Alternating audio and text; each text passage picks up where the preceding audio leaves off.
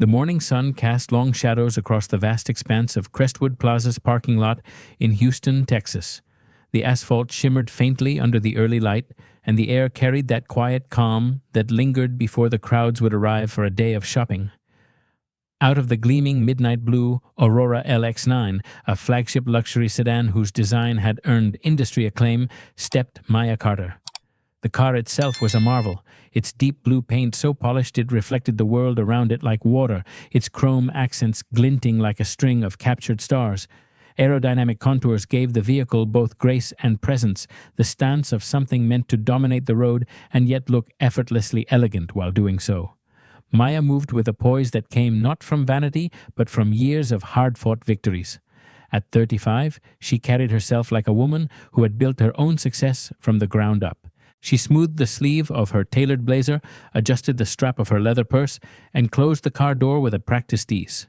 Every motion spoke of quiet confidence, of someone accustomed to operating in boardrooms and design studios where precision mattered. Her natural curls, shaped into a professional crown, caught the morning light.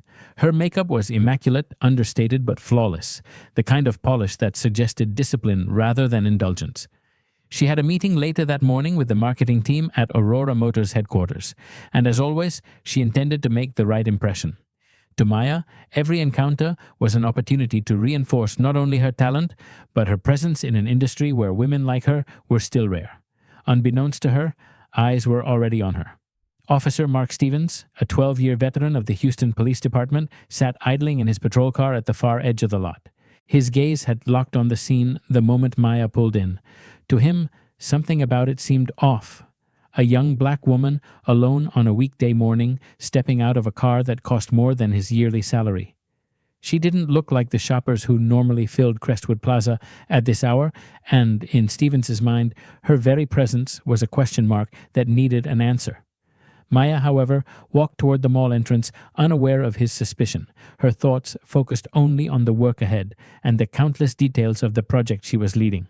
The Aurora LX9 sat behind her, gleaming in the sun, a testament to her artistry and discipline. To her, it was simply a car she loved. To Stevens, watching from the distance, it was something else entirely. A puzzle piece that, in his mind, didn't fit the picture he expected to see. From his vantage point across the lot, Officer Mark Stevens adjusted his rearview mirror to study the woman who had just exited the midnight blue Aurora. The car was spotless, its surfaces gleaming under the morning sun, the kind of immaculate condition he rarely saw outside of showrooms. Every detail, from the precision of the rims to the subtle modifications of the bodywork, screamed luxury, and in his mind, screamed trouble. He leaned back against the seat, his jaw tightening. 12 years on the force had taught him to trust his instincts, and those instincts were whispering to him now. A car this expensive, a woman this young, black, walking into an upscale plaza at 9 o'clock on a Tuesday morning while most respectable people were at work. The whole picture didn't sit right. He'd seen plenty of men and women who flaunted wealth that wasn't theirs. Flashy vehicles, designer clothes, all of it paid for by drugs, fraud, or worse. To him, this scene bore the same hallmarks. Stevens tapped the microphone clipped to his shoulder. "Dispatch, this is Unit 47, he said, keeping his eyes fixed on the Aurora. His tone carried an edge of certainty, as if what he was reporting was already fact. "Go ahead, Unit 47, came the reply, calm and routine. "I've got a suspicious individual at Crestwood Plaza requesting backup for a potential vehicle stop, northwest corner of the main parking lot." He paused deliberately, then added, "Individual is a black female, mid-30s, driving a luxury vehicle that appears beyond her means." The words slipped out easily, almost automatically, as if they justified themselves. In Stevens's mind, the combination of race, gender, and car was all the evidence he needed. The radio crackled back. "Copy that, Unit 47, back up en route." With that confirmation, Stevens pushed his door open and stepped out into the warm air. His hand dropped instinctively to rest on the butt of his service weapon, a motion more reflex than necessity. Straightening his uniform, he fixed his eyes on Maya Carter as she approached the glass doors of Crestwood Plaza. His stride carried the confidence of a man who believed he was about to make a significant arrest. Each step was firm, deliberate, heavy against the pavement, echoing faintly in the open air. Maya heard the sound before she saw him. Footsteps, purposeful, closing the distance behind her. She turned slightly, catching sight of a uniformed officer walking directly toward her, his expression stern, his posture edged with authority. Her heartbeat quickened, though she forced her face into calm neutrality. She had experienced encounters like this before, unwelcome and humiliating in their predictability. Still, she refused to let fear dictate her response. She slowed her pace, waiting for him to reach her, determined to meet whatever came next with composure. Behind her, the Aurora LX9 gleamed under the sun, silent and elegant, even as suspicion began to darken the morning. "Excuse me, ma'am," Officer Mark Stevens called out, his voice carrying across the quiet stretch of parking lot. His tone was clipped, commanding, designed to seize attention before questions could form. Maya Carter stopped just short of the glass doors of Crestwood Plaza. Slowly, she turned to face him fully, her expression composed though her pulse had begun to race. "Good morning, officer," she said evenly. "Is there a problem?" Stevens closed the gap quickly, positioning himself slightly too close, the shadow of his frame cutting across hers. His eyes flicked from her tailored blazer to the gleaming Aurora parked behind them, and then back to her face. "I need to see some identification," he demanded. His hand gestured toward the sedan with a dismissive wave. "That your car over there?" "Yes, it is," Maya replied, her voice calm but firm. She slipped her purse from her shoulder, opening it carefully and pulling out her wallet. "May I ask what this is about?" "Just answer the questions, ma'am," Stevens said sharply. "License and registration." Maya extended her driver's license, her hand steady despite the tightening in her chest. She watched as Stevens' eyes scanned the card, pausing a moment too long on the embossed address. His brow furrowed when he read the neighborhood. Brookhaven, one of Houston's most affluent suburbs. Instead of reassurance, the information seemed to harden his suspicion. "Brookhaven, huh?" His voice carried a note of disbelief. "Nice area. Expensive area." He flicked his gaze up at her, narrowing his eyes as if searching for cracks in her composure. "What do you do for work, Miss Carter?" "I'm an automotive designer," Maya replied steadily, her patience measured against the sharpness of his tone. "I work with several major manufacturers." Stevens let out a short, humorless snort. "Automotive designer, right. And I suppose you just designed yourself right into a $100,000 car." Maya lifted her chin, her voice cool despite the heat rising in her cheeks. "Actually, yes, that particular model is one I worked on extensively." She drew in a breath, steadying herself. "Now, may I ask again? Why are you questioning me? I haven't done anything wrong." Stevens' expression hardened further. "We'll see about that," he muttered, his eyes drifting past her toward the car as if the gleaming machine itself were an accomplice. Without another word, he shifted his weight and began striding toward the Aurora, the edge of authority in his step unmistakable. Maya stood rooted in place for a beat, watching him move toward the car she knew better than anyone else. Confusion and anger knotted in her stomach. Then, with measured steps, she followed, determined not to let him twist her silence into guilt. Officer Mark Stevens circled the midnight blue Aurora LX9 like a predator sizing up prey. His boots crunched against the pavement, the sound grating against the calm of the morning. He ran his hand lightly along the trunk, as though possession of the car could shift with the stroke of his palm. "Open it," he ordered flatly, tapping the back edge with 2 fingers. "Pop the trunk." Maya Carter's brows lifted. "I beg your pardon?" Her voice carried a note of incredulity, but she kept it steady. She took a few steps closer, closing the gap he had put between them. "Officer, you haven't told me what law I've supposedly broken." Stevens turned on her sharply, his face already flushed. "Don't get smart with me, lady. I've got reasonable suspicion this vehicle may be stolen or purchased with money from illegal activity. You can either cooperate, or I can make this a lot harder for you." Maya inhaled slowly, holding his gaze. She'd faced skepticism her whole life, but rarely this blunt, this laced with power backed by a badge. "Reasonable suspicion based on what exactly?" she asked, her voice rising just slightly. "The fact that I'm a black woman driving a nice car?" "Watch your tone," Stevens snapped, his hand brushing the handcuffs clipped to his belt. The gesture was deliberate, a warning. "You're being detained for questioning regarding a suspicious vehicle."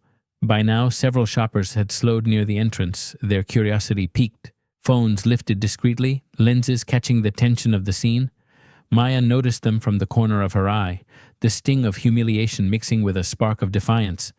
"This is ridiculous," she said, her voice lower now, steadier, even as her heart thudded hard in her chest.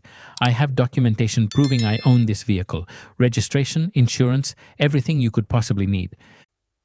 "Then you won't mind if I take a look around?" Stevens replied, his tone dripping with condescension. He crouched slightly, examining the rims, then straightened, his eyes narrowing. "Nice custom paint job. Must have cost a fortune. Where'd you get the money for all this?"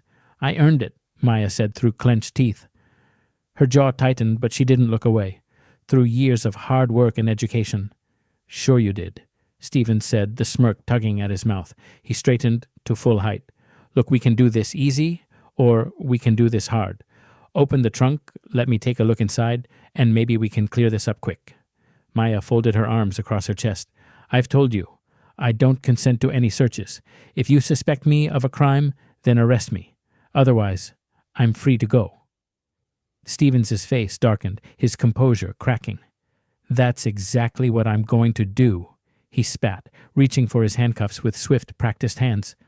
The morning air, moments ago calm, seemed to thicken as the crowd leaned in closer, their phones raised higher, ready to capture whatever happened next.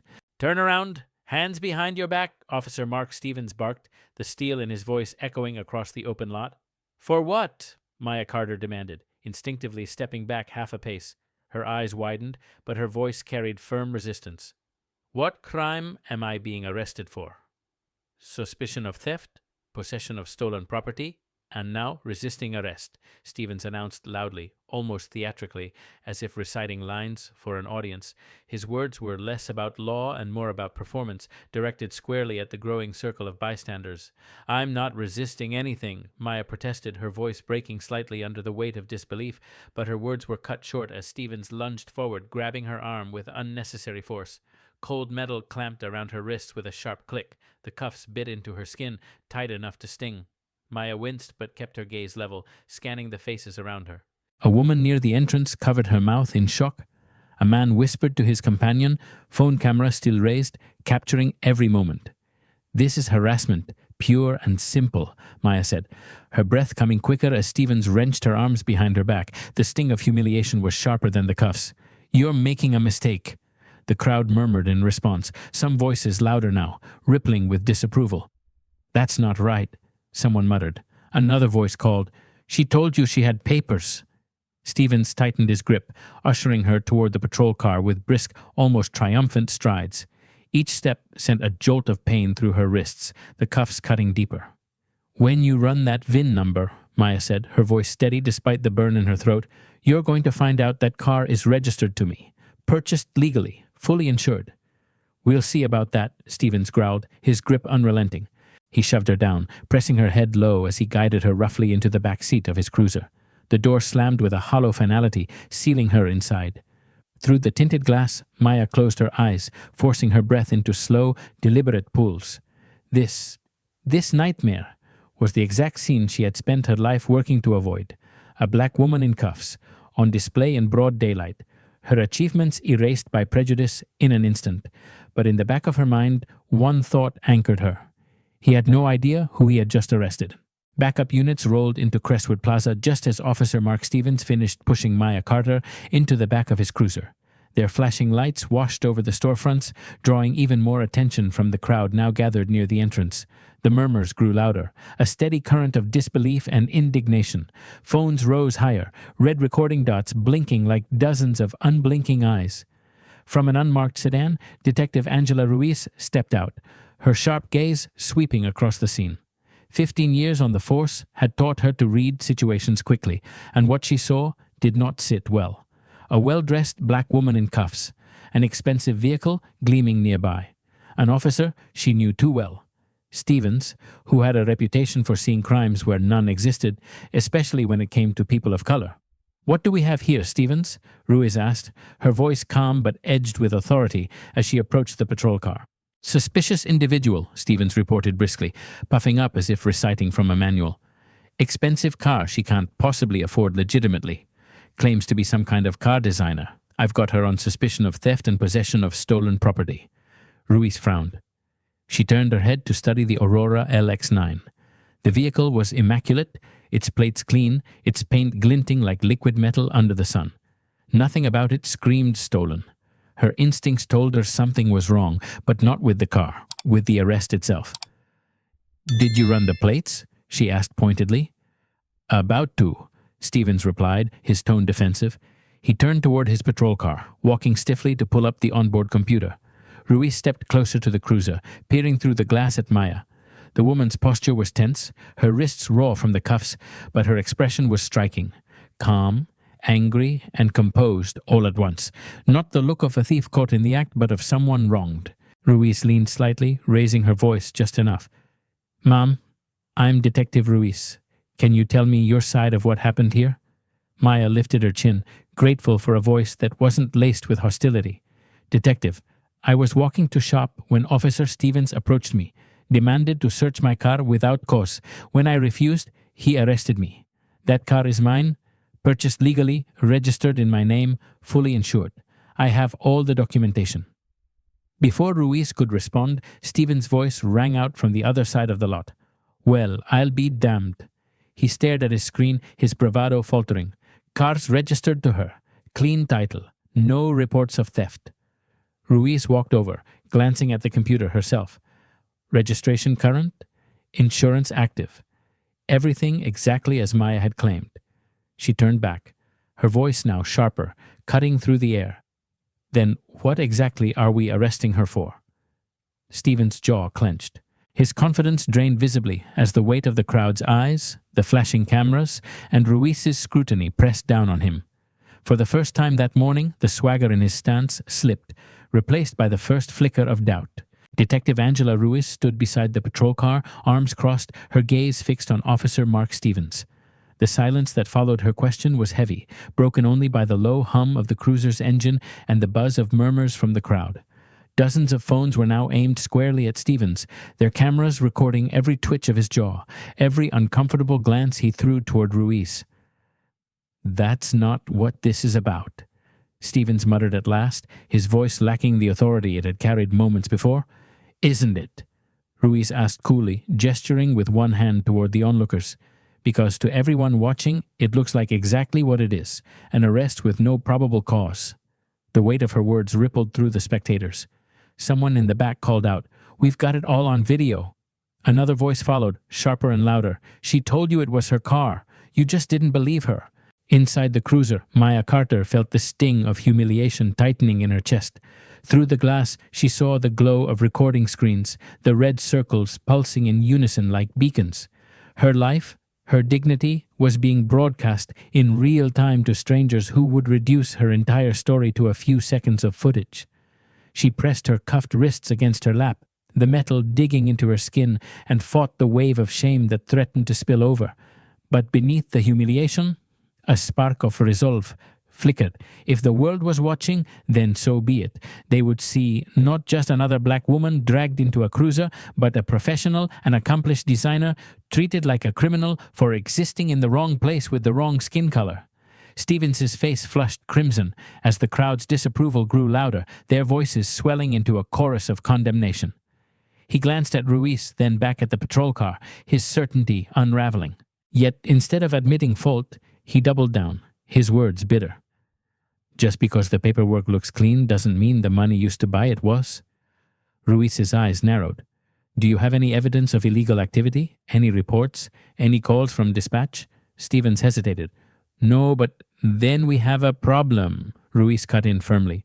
She stepped to the cruiser and opened the back door, her tone decisive. "Ma'am, I'm going to have those handcuffs removed.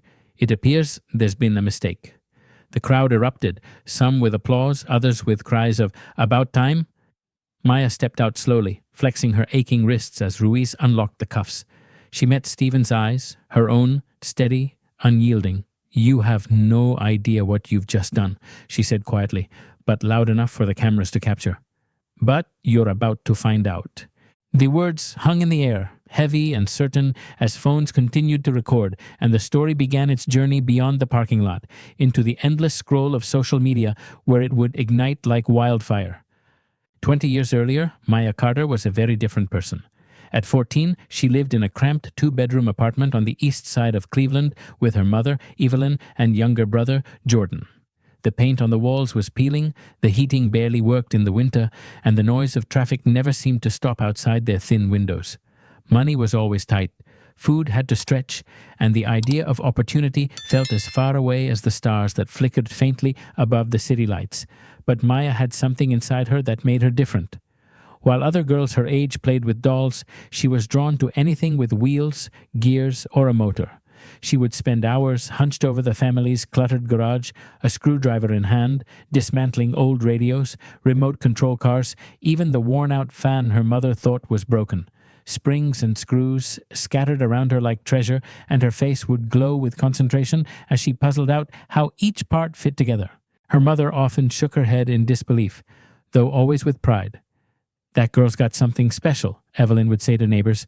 "I don't understand half of what she's doing, but she's got a gift."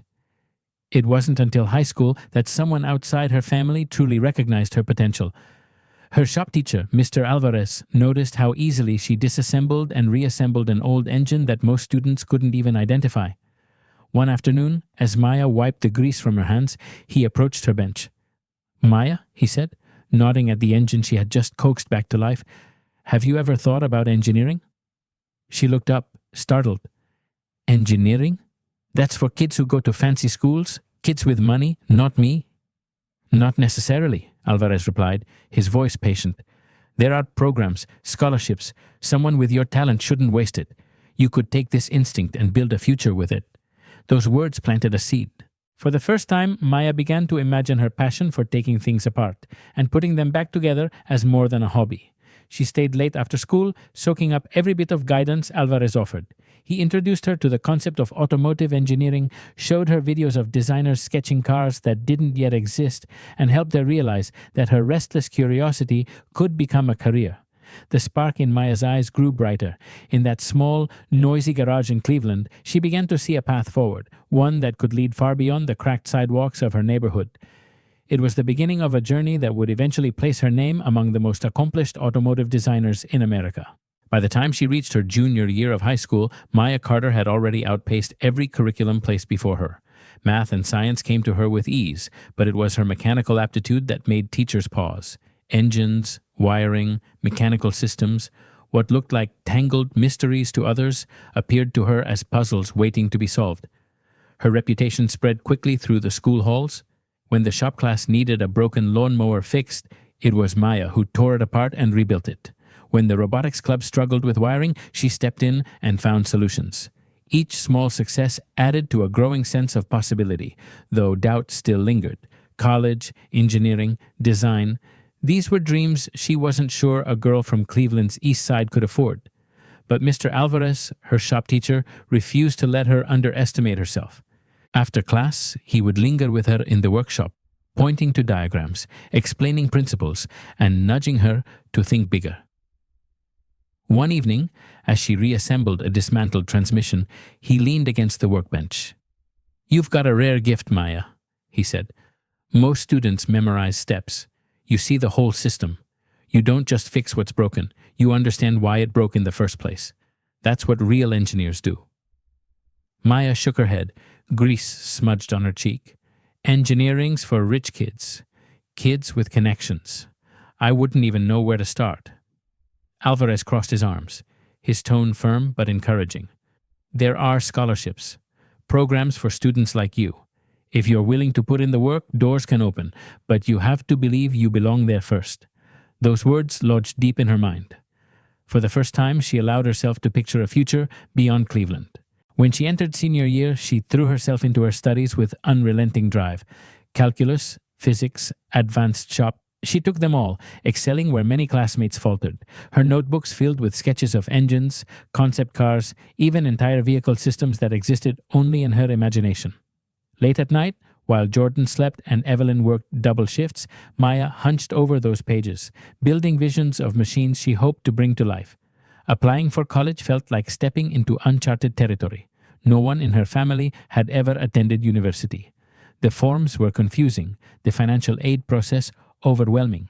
But Maya's test scores were high, her grades exceptional, and her portfolio of mechanical projects impossible to ignore. The day the envelope from the University of Michigan arrived, she held it in trembling hands.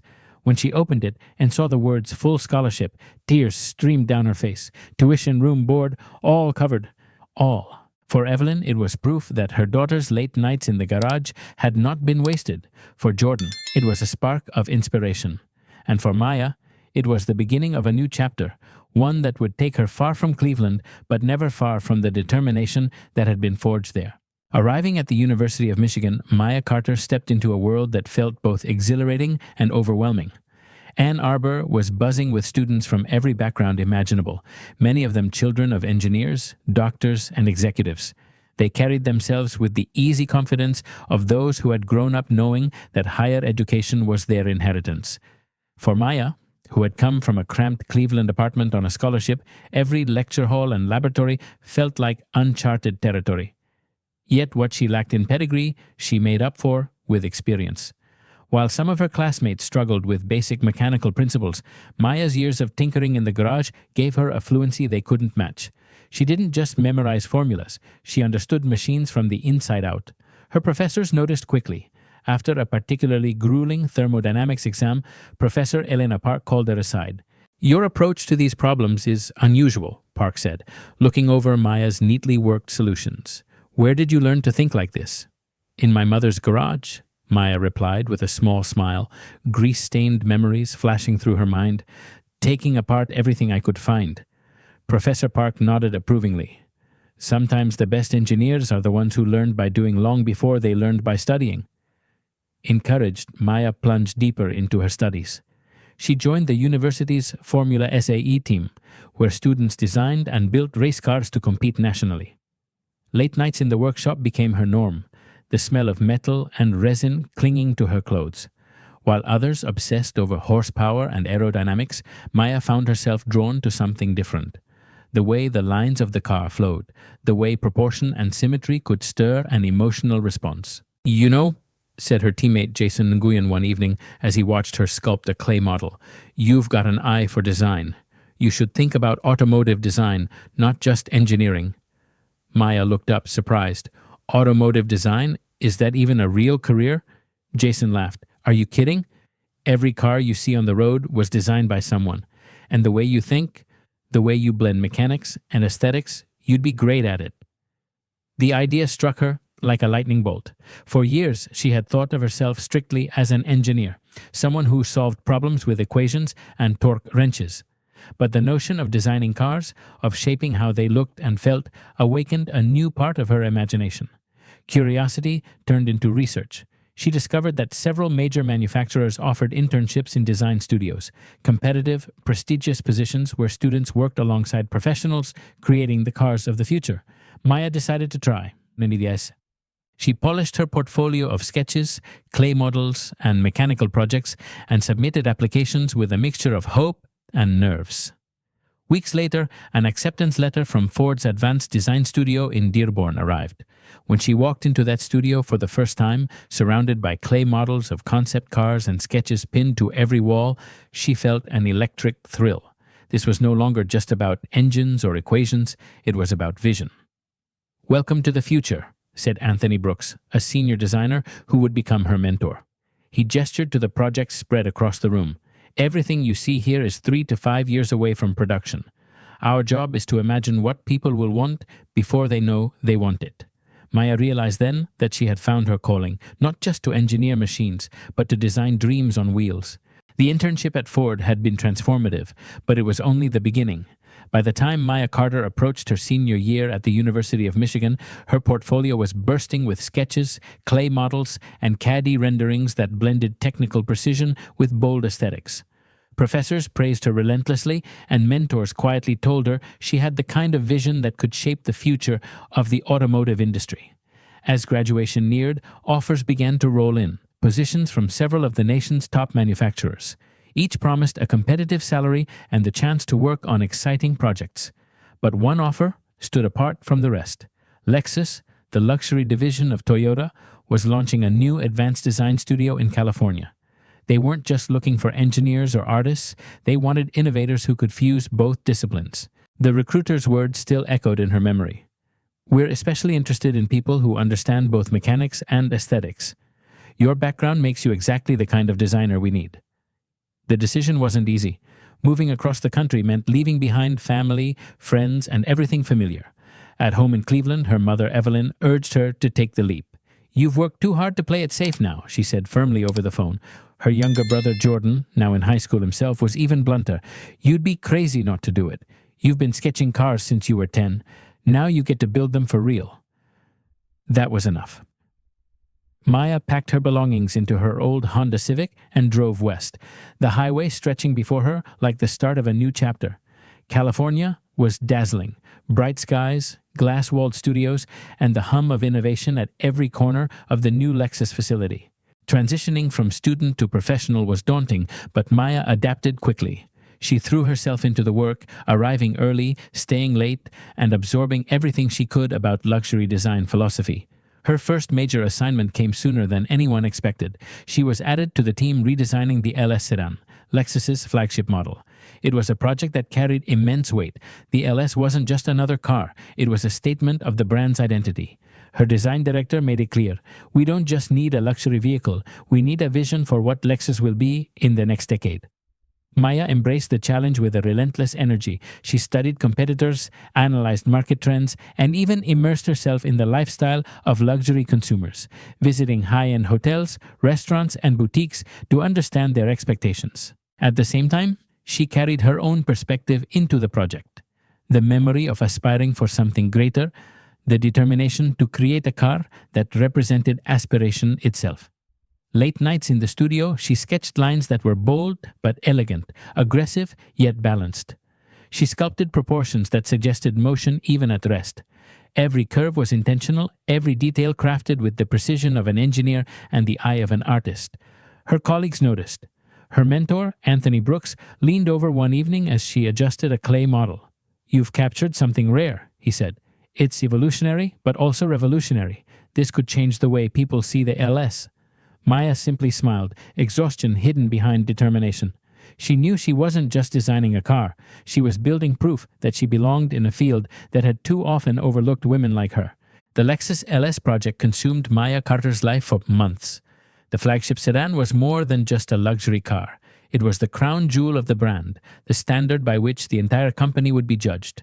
For Maya, being given a central role on the redesign was both an extraordinary opportunity and an immense responsibility. She attacked the challenge with her characteristic intensity.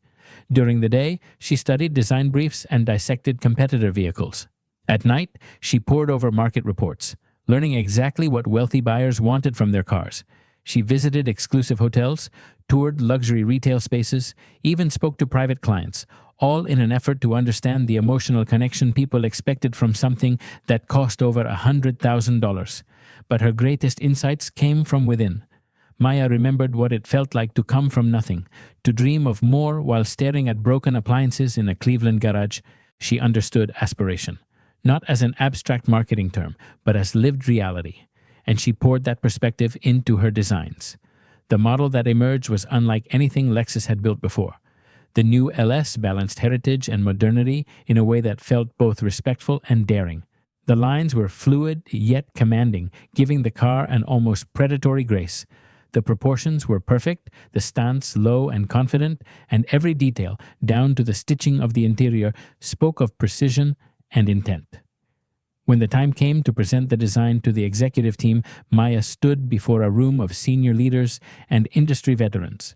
Her clay model sat on a pedestal, lights angled to highlight every curve.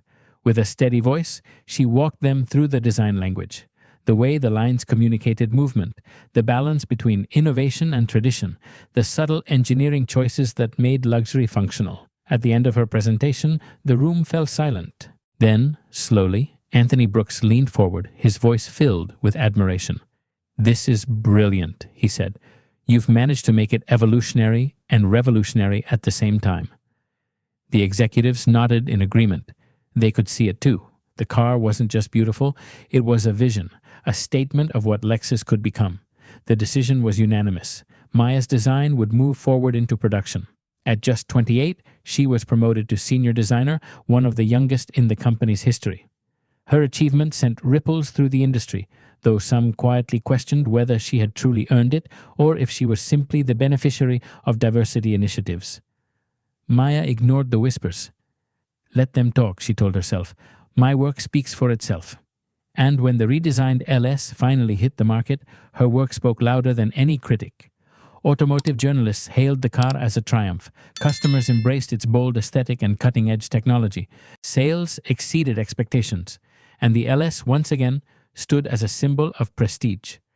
For Maya, it was more than professional success. It was proof that her journey, from a cramped apartment in Cleveland to the design studios of California, had been worth every obstacle. She had taken her place in an industry that rarely made space for women like her, and she had done it by creating something extraordinary. The triumph of the new LS sedan changed everything for Maya Carter. Almost overnight, her name appeared in automotive journals and design magazines. Critics praised her bold vision, calling her work a rare blend of technical mastery and artistic daring. Industry insiders marveled at how someone so young could redefine a brand's flagship vehicle. At 28, she held the title of senior designer at Lexus, making her one of the youngest in the company's history to reach that level. She was invited to conferences, asked to sit on panels, and interviewed for features that showcased her as a rising star. Her face, once buried in grease and clay dust, now appeared on glossy covers that circulated around the world. But success came with shadows. In hushed conversations and behind closed doors, whispers followed her. Some colleagues muttered that her rise had been too fast. In others questioned whether she was truly talented or merely a symbol, an example of corporate diversity initiatives in action. The implication was clear. Her presence was tolerated, perhaps even celebrated publicly, but not fully respected by all. Maya heard the whispers. Sometimes when she entered a room, conversations dropped by a pitch. Sometimes, when she presented an idea, it was met with skepticism, only to be praised when echoed later by a male colleague. Each moment was a reminder of how deeply bias ran, even in spaces that celebrated her designs. Still, she refused to let the doubts take root. Let them question, she told herself late at night, staring at sketches spread across her desk. My work will always be the answer. And it was. The LS sedan became not just a critical success, but a commercial one, outselling expectations and re-establishing Lexus as a leader in luxury innovation. Customers raved about the car's elegance and power. Reviewers placed it at the top of their lists. The financial impact rippled through the company, reinforcing Maya's value in ways that no whisper could diminish. Over the following years, she continued to rise. She designed concept cars that blurred the line between dream and reality. She worked on production vehicles that became bestsellers.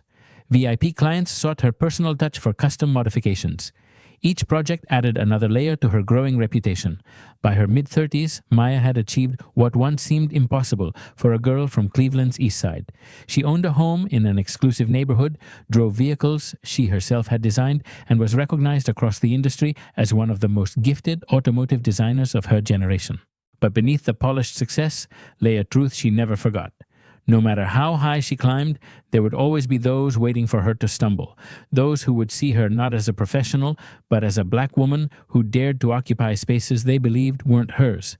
That memory, that constant undercurrent, would resurface with brutal clarity one Tuesday morning in a shopping center parking lot when Officer Mark Stevens decided she couldn't possibly belong behind the wheel of her own creation.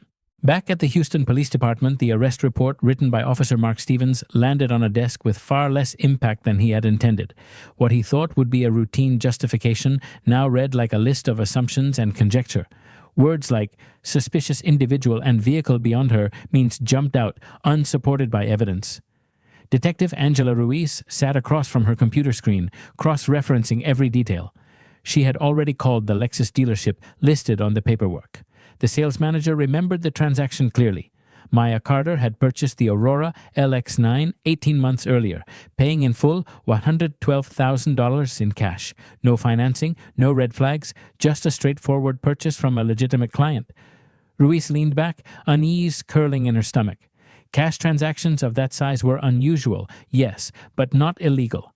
She dug deeper, calling the insurance company, which confirmed the policy was current and spotless. Next, she contacted the Georgia Department of Motor Vehicles to verify the registration. Every check came back clean.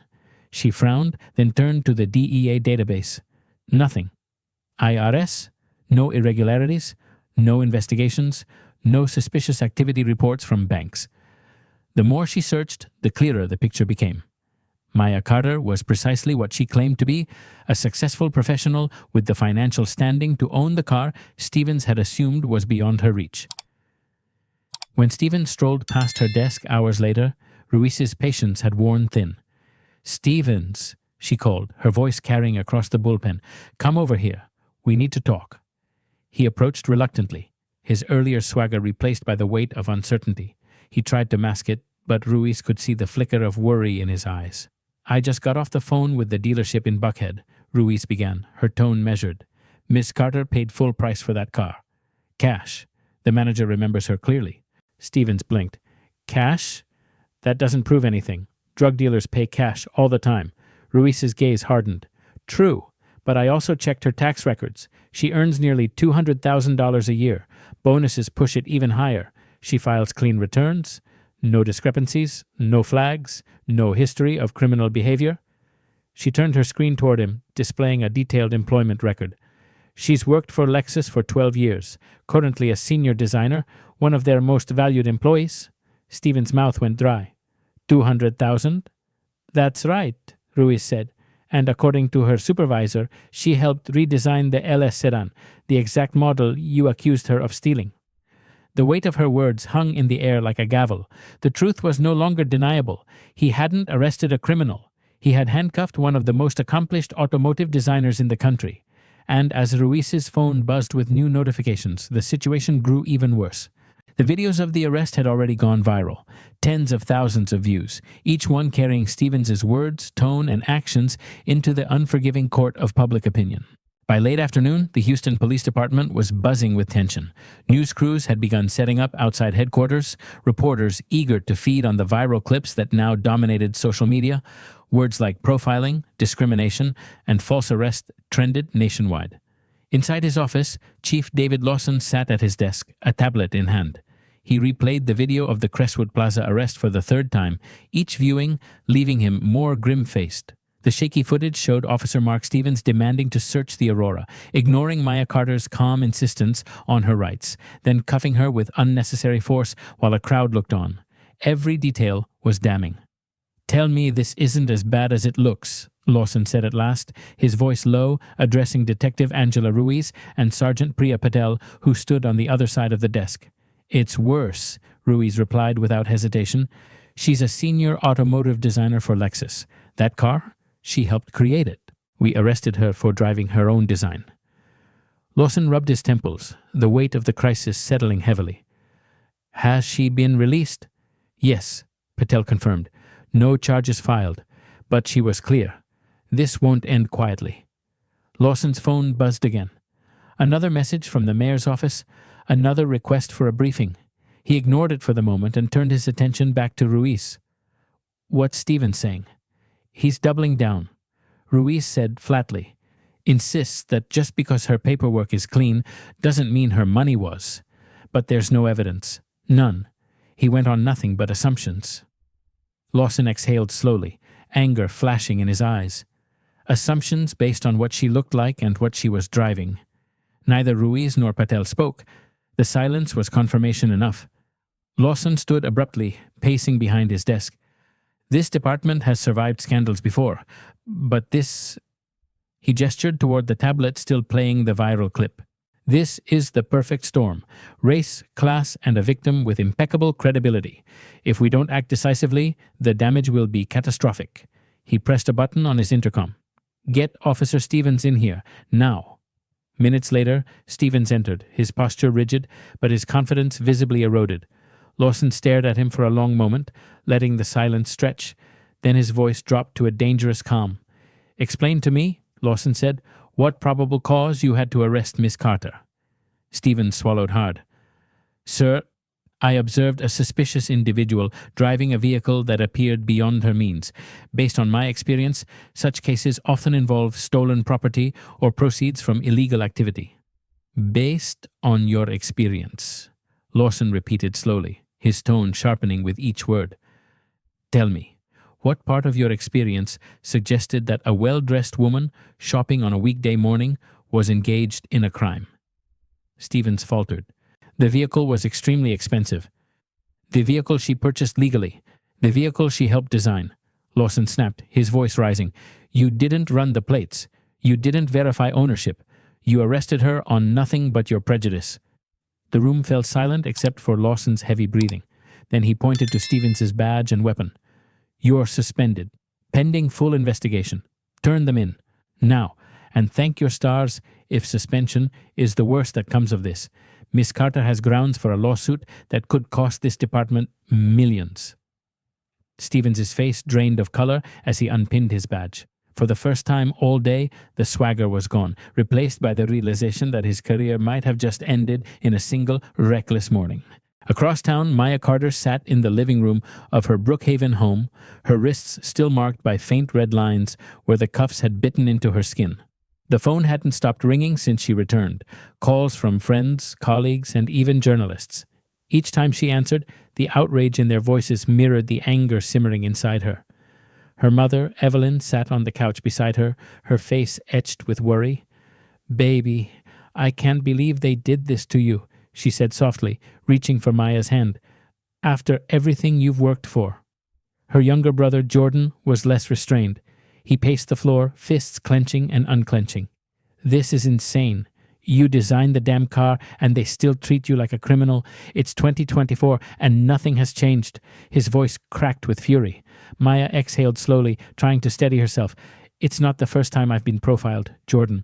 But this... She held up her bruised wrists. This is different. This was public. Recorded. Shared with the world. As if on cue, the doorbell rang.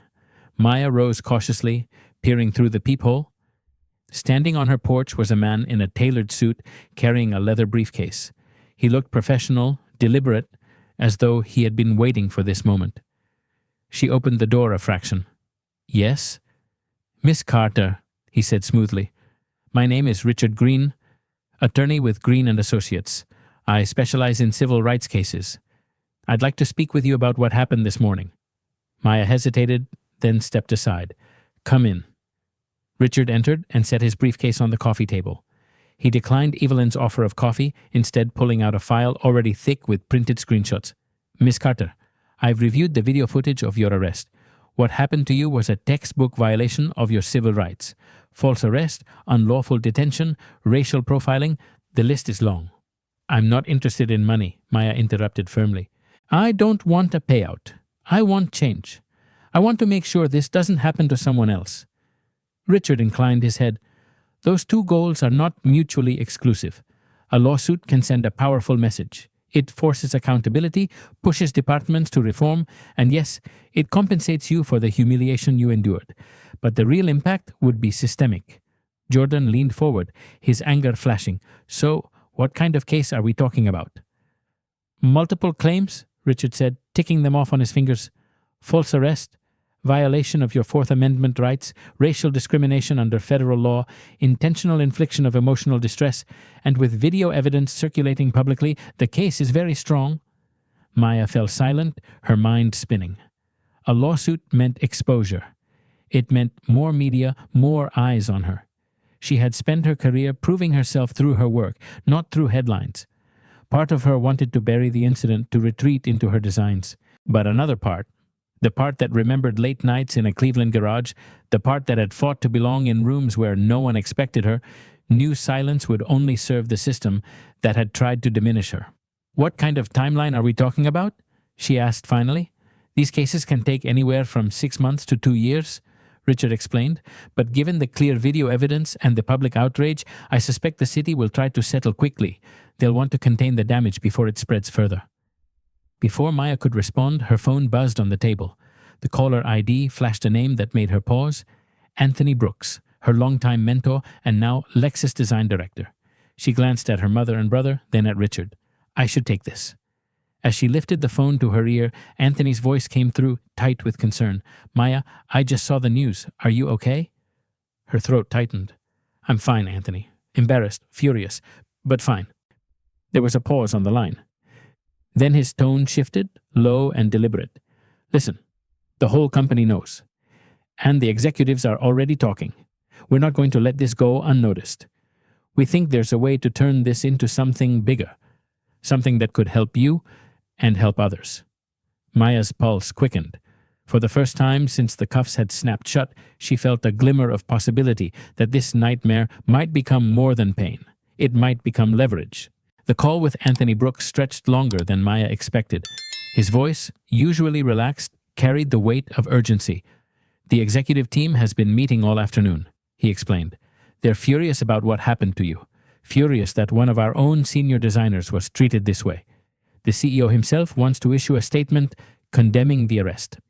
Maya shifted in her chair, phone pressed tight to her ear. "Anthony, I appreciate the support, but I don't want this to become a PR stunt. This is my life, not just a headline." "I understand," he said gently.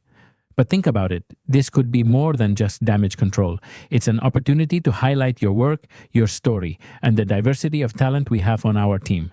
The company wants to stand with you, Maya, publicly." Across the room, Richard Green raised an eyebrow, clearly listening in. Evelyn sat silently on the couch, her hand covering her mouth, while Jordan stood with arms crossed, impatient for answers. "What exactly are they asking me to do?" Maya pressed. "They'd like you to participate in some media interviews," Anthony said. "Not about the arrest directly.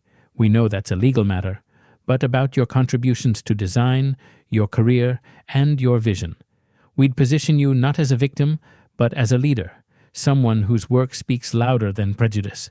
Maya hesitated. The idea of more media attention made her stomach knot. She was a designer, not a spokesperson, but she also knew the value of controlling her own narrative. If she stayed silent, the world would define her by a few minutes of shaky cell phone footage. If she spoke, she could redirect the story toward truth. "I'll think about it," she said carefully. "But I need time." "Of course," Anthony replied. "Just know you have the full backing of the company. We're with you every step." When the call ended, the room was quiet for a moment. Then Richard leaned forward, steepling his fingers. "That could work in our favor," he said. "The more the public sees you as an accomplished professional, the harder it will be for the department to spin this as anything but blatant profiling. Media pressure and corporate support together, that's a powerful combination." Jordan broke in, his frustration clear. "But what about the lawsuit? What about holding that cop accountable? Media interviews aren't enough." "They're not supposed to replace legal action," Richard explained. "They complement it. Think of it as two fronts: legal pressure in the courts, public pressure in the media. Together, they force the city's hand." Maya rubbed her temples, the exhaustion of the day pressing in. "This morning, I was just trying to buy a few things at the plaza," she murmured. "Now I'm talking about lawsuits, interviews, and corporate statements. My life flipped in a matter of hours." Evelyn squeezed her daughter's hand. "Maybe it flipped for a reason. Maybe this is the moment you are meant to stand up, not just for yourself, but for everyone who's been through what you have." Maya looked around the room, the lawyer's quiet confidence, her brother's righteous anger, her mother's steady faith. A part of her still longed for silence, for the safety of anonymity, but another part, stronger now, recognized the truth. This was no longer just about her. If she chose to fight, she wouldn't be fighting alone. The following afternoon, Channel 7 arrived at Maya Carter's Brookhaven home. A production van idled on the curb, cables snaking across the lawn while a small crew set up cameras and lights in her living room. The quiet suburban street had transformed into a media hub, with neighbors peeking from their porches and passers-by slowing to watch. Maya sat in a high-backed chair as a makeup artist dabbed lightly at her cheeks. Across from her, veteran journalist Lauren Scott reviewed her notes. With over 20 years covering civil rights stories, Scott had a reputation for asking pointed questions without sensationalizing the pain behind them. "You ready?" whispered Jordan, adjusting his tie as he stood off to the side. "As ready as I'll ever be," Maya murmured. She straightened her blazer and inhaled deeply, reminding herself that this was about more than her humiliation. It was about truth. When the cameras rolled, Scott leaned forward. "Miss Carter, take us back to that morning. What happened in the Crestwood Plaza parking lot?" Maya's voice was calm, precise. She described how Officer Mark Stevens approached, how he dismissed her answers, how he demanded to search her car without cause. She recounted her refusal, her assertion of her rights, and the moment he snapped the cuffs on her wrists in full view of strangers. "At what point?" Scott asked carefully. "Did you realize this was about more than just a routine police encounter?" When he asked me where I got the money for the car, Maya said firmly, that was when I knew it wasn't about safety. It was about an assumption that someone who looks like me couldn't possibly afford to drive a car like that legitimately. Scott nodded slowly, giving space for the weight of the words. You're a senior designer at Lexus, one of the youngest in the company's history. How did it feel to be treated like a criminal despite all of that? Maya paused, choosing her words with care. It felt like everything I've built, every achievement, every long night in a garage or studio, meant nothing. In his eyes, I wasn't a professional, I wasn't a creator, I was just another black woman he decided didn't belong.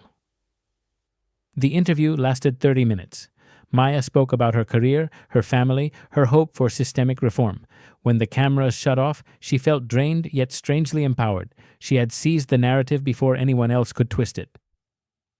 That evening, the segment aired during prime time. Almost instantly, social media erupted. Clips of Maya's calm testimony spread like wildfire, paired with the hashtag Justice for Maya. Within hours, the phrase trended nationwide. Celebrities retweeted her words, civil rights organizations pledged their support, even politicians weighed in, condemning the arrest and demanding accountability. For the first time since the cuffs had bitten into her wrists, Maya felt the tide turning. What had begun as her private humiliation was now becoming a public reckoning. The story was no longer just about a woman and a car. It was about a system, and the system had just been put on notice. The morning after the interview, Maya's phone buzzed with a number she didn't recognize. When she answered, a deep, steady voice filled the line. Miss Carter, this is Dr. William Harris, CEO of Aurora Motors. I've been following what happened to you, and I want you to know the entire Aurora family stands firmly behind you. Maya straightened in her chair, caught off guard. Thank you, Dr. Harris. That means a lot, but I don't want this to just be about me. I understand, Harris said. That's why we're not stopping at a statement. We're establishing a scholarship fund in your name, dedicated to underrepresented students pursuing careers in automotive design. It will ensure that the industry you've worked so hard to shape becomes more open and inclusive. Maya blinked, stunned. A scholarship fund? In my name? Yes, Harris confirmed, because your story isn't only about injustice. It's about talent, perseverance, and the brilliance that prejudice tried to erase. We want young people to see what's possible, and we want to remove barriers so they can follow the path you've carved. When the announcement went public later that day, headlines lit up. Aurora Motors launches Carter Scholarship Fund. Media outlets praised the move, and supporters flooded social platforms with renewed energy. The hashtag Dochkon Justice for Maya merged with a new one. Yakon Ko Carter Scholars, amplifying the story beyond policing into education, equity, and opportunity. Inside Houston City Hall, the pressure mounted. Chief David Lawson fielded relentless calls from the mayor, civil rights leaders, and national news anchors. The message was the same: do something now. The department's credibility hung by a thread, and every delay made the rope thinner. Lawson finally called Richard Green, Maya's attorney. We're prepared to meet your client's demands, he admitted. Body cameras, bias training, a civilian oversight board, everything. And Officer Stevens has been terminated. His conduct was indefensible. 2 weeks later, the agreement was signed in a packed city council chamber. Cameras flashed as Maya stood at the podium, her voice steady but resolute. This agreement isn't just about what happened to me, she said. It's about ensuring no one else is humiliated for the color of their skin or the car they drive. It's about building a community where fairness isn't negotiable. It's the standard. The applause was long and loud. Reporters scribbled notes. Civil rights leaders nodded with satisfaction. But Maya knew this moment was more than ceremony. It was a first step in a longer fight, one she was now determined to lead. 6 months later, the Crestwood Plaza parking lot looked nothing like the scene of Maya Carter's arrest. A stage had been set up near the entrance, banners overhead reading Community Policing Initiative, Building Trust Together. Rows of folding chairs filled the lot, occupied by residents, city officials, journalists, and uniformed officers. Chief David Lawson approached the podium first, his expression solemn. 6 months ago, this department failed one of our citizens in the most fundamental way possible. We acted on bias instead of evidence. We allowed assumptions to dictate actions. Today, we commit to doing better. He gestured toward Maya in the front row. Miss Carter could have walked away. Instead, she chose to help us turn failure into reform. And for that, this city owes her more than an apology. We owe her lasting change. Applause rippled through the crowd as Maya rose from her seat and walked to the microphone. She wore a navy blazer, her posture straight, her gaze unwavering. The cameras zoomed in, broadcasting her image across Houston and beyond. "When Officer Stevens handcuffed me in this very parking lot," Maya began, her voice carrying across the crowd, "I felt humiliation, I felt anger, but I also felt determination. Determination to ensure what happened to me would not happen to someone else." She outlined the reforms now in place: mandatory bias training for all officers, body cameras for every patrol unit, and a civilian oversight board with the power to investigate complaints. These changes, she stressed, were not punishments, but tools, meant to rebuild trust and protect both citizens and officers. Then, she let her final words fall with deliberate weight. "There's something Officer Stevens didn't know when he arrested me. The car he accused me of stealing, I didn't just own it, I designed it." Gasps echoed through the crowd. A low murmur spread as people realized the magnitude of her revelation. The Aurora LX9 gleamed nearby, parked as if to bear witness. "His assumptions weren't just wrong," Maya continued, her tone firm. "They were spectacularly, embarrassingly wrong. That's the danger of prejudice. It blinds us to truth. And the truth is this: talent, dignity, and worth cannot be measured by skin color or stereotypes." The crowd rose to its feet in applause. Some officers clapped slowly at first, then with conviction. For the first time since that morning months ago, Maya felt the weight of humiliation lift, replaced by something greater: the knowledge that her worst day had become the catalyst for change. In that moment, standing in the same lot where she had once been shoved into a squad car, Maya Carter transformed from victim into symbol, proof that injustice, when met with courage, could be turned into reform. The reforms in Houston did not stay local for long. Within weeks, other cities began calling the Houston Police Department for details about the new training program, the Civilian Oversight Board, and the transparent body camera policy. What started as a settlement agreement tied to Maya Carter's wrongful arrest was now being studied as a potential blueprint for departments nationwide. The bias training program, developed in collaboration with civil rights organizations and academic experts, quickly gained attention. Unlike the one-day seminars many agencies used to check boxes, Houston's program was immersive and ongoing. Officers attended monthly sessions where they examined both explicit prejudice and unconscious bias, discussing real scenarios and community case studies. At first, there was resistance, but as months passed, even skeptical officers admitted the sessions gave them tools they hadn't had before. The body camera program also became a point of pride. Footage uploaded to secure servers was accessible to the oversight board, creating a new layer of accountability. Some officers grumbled at being constantly watched, but many discovered the cameras worked both ways, protecting them from false complaints while also ensuring they treated citizens more professionally. Most powerful of all was the Civilian Oversight Board, comprised of local residents from diverse backgrounds, teachers, small business owners, clergy, and activists. The board had real authority to investigate misconduct and recommend disciplinary actions. Monthly meetings were open to the public, drawing crowds who once felt excluded from conversations about safety. The transparency restored a measure of trust that had long been broken. Maya often attended those meetings quietly, sitting in the back. Watching officers present progress reports to ordinary citizens felt surreal. She thought of the day she had been shoved into the back of a squad car in front of Crestwood Plaza, and how that humiliation had grown into something larger than she had ever imagined. Her own life had shifted too. She continued her work at Aurora Motors, but now her influence extended far beyond design studios. She was invited to speak at conferences on diversity in STEM fields, at universities about perseverance, and even in Washington, D.C., before a congressional committee on policing reform. Each time, she repeated the same truth. Reform isn't about punishing one officer, it's about creating a culture where assumptions no longer dictate outcomes. And everywhere she went, she carried the memory of the cuffs on her wrists, not as a scar, but as a reminder that her story had become more than personal injustice. It had become a national conversation, one that others were now willing to join. For Maya Carter, the months that followed were a blur of new responsibilities. While Houston adjusted to its reforms, she found her own influence reaching far beyond the city. Invitations poured in, from automotive expos in Detroit to civil rights panels in Atlanta. She became a dual figure, a celebrated designer shaping the future of luxury vehicles, and a reluctant but powerful voice in the fight for equity and justice. At Aurora Motors, her career surged to new heights. The publicity around her story made her one of the most recognizable designers in the industry. Yet Maya resisted being reduced to a symbol. She poured herself back into her craft, leading a team on a bold new project, a concept car that blended sustainable technology with high-end design.